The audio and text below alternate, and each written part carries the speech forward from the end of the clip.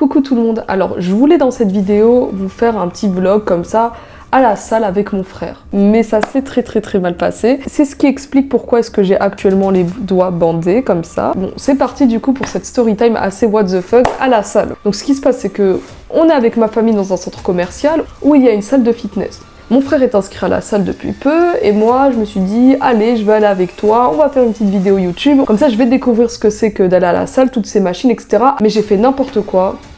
Et résultat, j'ai fini à l'hôpital. Donc là, je fais la petite intro avec mon frère. Alors lui, il est habitué aux machines et tout, mais pas moi. Donc on va découvrir tout ça ensemble, on va faire au feeling. On n'est pas là pour faire des trucs sérieux, faire du sport sérieusement. On va vraiment découvrir des trucs à notre façon. On va voir ce qu'on peut faire. C'est parti. Bon visionnage. Au final, ça c'est la seule machine qu'on a utilisée. Il faut savoir que moi, depuis toujours, lorsque j'ai été dans un tapis de course, ça a été très peu de fois, mais je sais pas, mais j'ai à chaque fois eu le réflexe de mettre la vitesse à fond. Me demandez pas pourquoi. Et en fait, ça allait beaucoup trop vite pour moi, je ne savais pas comment descendre. Donc je me suis mis en altitude comme ça. Et j'ai dit à mon frère, vite, stop la machine parce qu'il y a un bouton d'urgence. Alors c'est vraiment dommage que mon frère n'ait pas cadré cette chute parce que vraiment, elle était épique. C'était n'importe quoi, surtout la deuxième.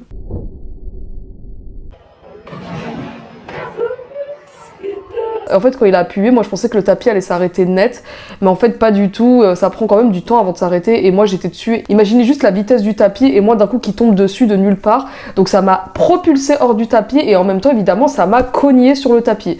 Et moi vraiment comme une idiote, je sais pas ce qui m'a pris, c'est peut-être sous l'état de choc, je retourne sur le tapis de course, et là bah, vous imaginez bien que je me refais éjecter hors du tapis une deuxième fois. Cette fois ça faisait vraiment mal, donc j'ai percuté mon épaule, c'est devenu tout rouge, d'ailleurs là en touchant ça fait encore un peu mal. J'ai percuté mon genou, en fait je suis tombée un peu comme ça sur les côtés. Ici ma peau a raclé le tapis donc ça m'a arraché la peau, bon là ça se voit pas très bien mais mine de rien ça saignait énormément cet endroit là. Je me retrouvais avec du sang un peu partout sur moi, je me disais mais moi je saigne d'où? Là il y avait le monsieur qui s'occupait de l'endroit qui est venu me demander comment ça allait et moi ma réaction c'était je saigne d'où? Je saigne d'où? Comme si ce monsieur allait me répondre. Je saigne d'où là? Ça va que tu t'es pas...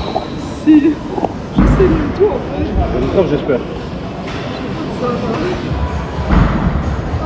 Ça va, c'est où? C'est ton doigt? Vas-y, viens, j'ai un mouchoir. Faut savoir qu'à ce moment-là, mon corps a subi un choc quand même parce que vous imaginez bien que 2 fois percuter un tapis de course, ça fait mal dans tout le corps. Donc je sentais plus mon corps, il tremblait. C'est comme si d'un coup il y a une main géante qui te donne une gifle sur tout ton corps. Donc forcément, ça fait mal. Et donc bah, je me retrouve, vous voyez, dans le genre de situation où tu trembles tellement que tu t'arrives même plus à rester debout et donc tu restes par terre.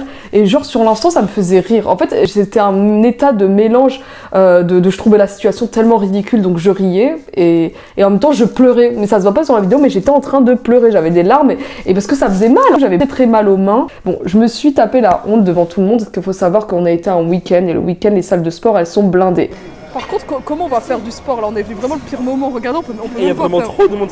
Faut savoir que moi, j'apprécie pas de faire du sport. J'ai jamais aimé faire du sport dans ma vie. Je me souviens, bref, toutes mes années scolaires, à chaque fois qu'il y avait des activités sportives, je détestais ça et je me donnais tellement pas à fond dans les activités sportives. Oh là là. Ça n'a jamais été mon truc. Les seules activités sportives que j'aime bien, c'est tout ce qui serait escalade, comme l'acrobranche, monter dans des murs d'escalade. D'ailleurs, je vous avais déjà fait une vidéo, celle-ci à propos de l'escalade, et la patinoire. Bon, évidemment, en fait, tous les sports que j'aime bien, je vous ai déjà montré ça sur mes réseaux sociaux. Enfin bref. Et franchement, on part plus jamais, ça tourne trop mal, là, ça tourne mal. Et du coup là je fuis mais je fuis, genre je me dis allez on y va, on prend toutes nos affaires. Bon après plus tard dans la soirée ça allait mieux, bon après j'avais mal juste à cette blessure mais ça c'est rien, bref ça allait bien. Puis là au milieu de la nuit je commence à avoir une douleur atroce au niveau exactement de ce doigt là. C'est le genre de douleur où tu peux même plus déplier les doigts tellement que c'est douloureux. Et donc là le matin la douleur est tellement vive, elle s'étend bien et surtout à ce niveau là lorsque je touche ça faisait extrêmement mal. Donc là je me dis bon, je pense pas qu'il y ait quelque chose de cassé, il vaut mieux aller contrôler au moins pour qu'on me donne quelque chose pour soulager. Imaginons que c'est un truc, moi je pense que c'est rien mais au final c'est pas anodin. J'ai assez de problèmes comme ça pour me rajouter un autre truc, même si c'est la moindre petite chose, on sait pas les ampleurs que ça peut prendre. Bon après sur l'instant je m'inquiète pas tant que ça. Bon mon but c'était surtout qu'on me soulage cette douleur. On était dimanche et malheureusement il n'y a pas de médecin le dimanche sauf si j'allais aux urgences et j'allais pas aller aux urgences pour ça, c'était pas urgent à mon sens. Donc je prends le premier rendez-vous que je trouve avec un docteur qui est catégorisé comme spécialisé de la main et heureusement j'ai eu un rendez-vous rapidement. c'est-à-dire le lendemain matin. Entre-temps, je cherche un peu comment faire pour calmer cette douleur et je vois sur internet que si on a un doigt douloureux, il faut toujours l'attacher avec le doigt d'à côté, comme ça il ne fait pas d'effort et il est guidé avec le doigt d'à côté qui ne souffre pas. Et donc ainsi ça permet au doigt qui est douloureux de se reposer et donc de mieux récupérer, etc. Donc au réveil déjà j'ai mal ici et aussi je suis réveillée avec d'atroces nausées. Des nausées au point où là tu sens que tu vas vomir tout de suite. Donc mon premier réflexe au lever, ça a été de directement aller aux toilettes. Là je fais que vomir. Et toute la journée c'était atroce. J'avais une fatigue énorme. En plus on avait un invité ce jour-là, donc vous imaginez même pas comment je me forçais à rester éveillée. Ça se voyait tellement que j'étais au bout de ma vie. Et j'avais mal à la main, et je crois que je la bougeais, c'était atroce. J'avais des nausées toute la journée. Juste après avoir terminé de tourner cette vidéo, je vais faire une petite séance. D'ailleurs je vais continuer le reste de la vidéo ici. Du coup, pour continuer avec cette vidéo, je vais mal. Et ensuite, ce qui se passe, c'est que je commence à avoir froid. Mais tellement froid, j'avais plus aucune force, je m'effondre sur mon lit. J'avais un pyjama ultra chaud, une couverture lestée. Donc, c'est les couvertures qui sont hyper lourdes. 2 plaids, une autre couverture. Bref, en gros, j'avais 4 couvertures, dont une qui est hyper lourde. J'ai l'impression d'être dans un congélateur, donc je mets un chauffage.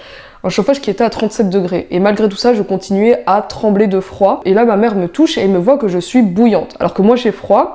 Et donc évidemment, ça, ce sont les symptômes de la fièvre. Je prends ma température et là, évidemment, j'ai beaucoup de fièvre. Après, je me suis longtemps reposée et puis ça allait mieux, puis ça allait pas bien. Et j'avais des vertiges aussi. C'était pénible d'être dans cet état, mais je me suis dit, ça doit être juste quelque chose de passager, comme par exemple une gastro, parce qu'à la maison, il semblait avoir la gastro. Le lendemain, ça va pas mieux. J'avais donc rendez-vous avec le médecin. Et donc en fait, le docteur me dit que c'est pas lui qu'il fallait voir dans un premier temps. Lui, il est là juste pour, une fois qu'il y a le diagnostic, il met par exemple en place des attelles, etc.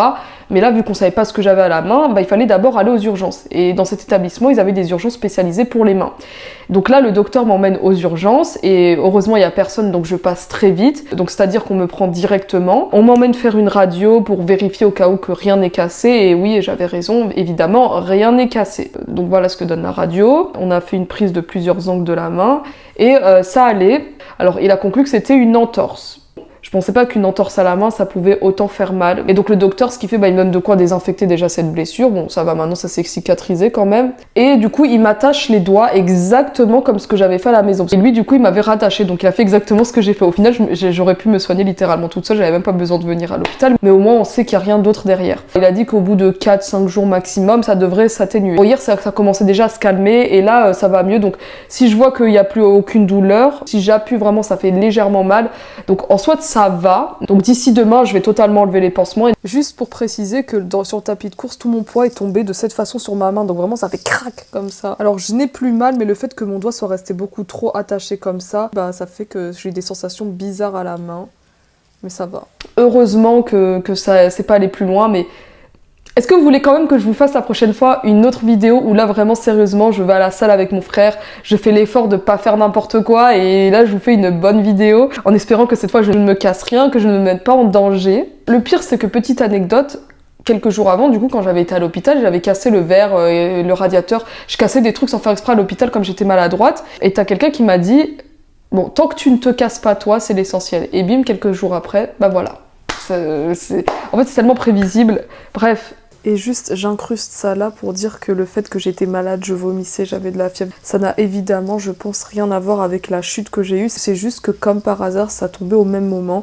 Et encore, il y a eu d'autres problèmes. Quand ça ne va pas, il y a toujours un truc pour en rajouter encore plus. Voilà, donc c'était juste quelques petites anecdotes de ces derniers temps. Comme d'habitude, je vous tiens informé de tout. Et sur ce, je vous dis à la prochaine.